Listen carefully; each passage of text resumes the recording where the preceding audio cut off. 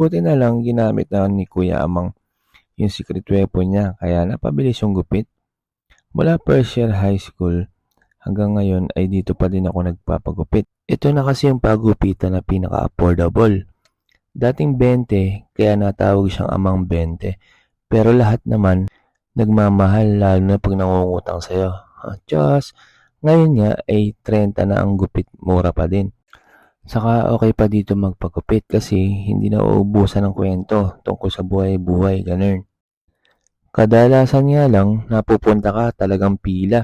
Bibihira lang yung pupunta ka na kaunti lang yung pila.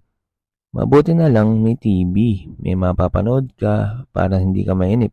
Kung gusto mo naman ay may libangan, merong pool sa ilalim ng mangga at half court, hindi lang masama sa video.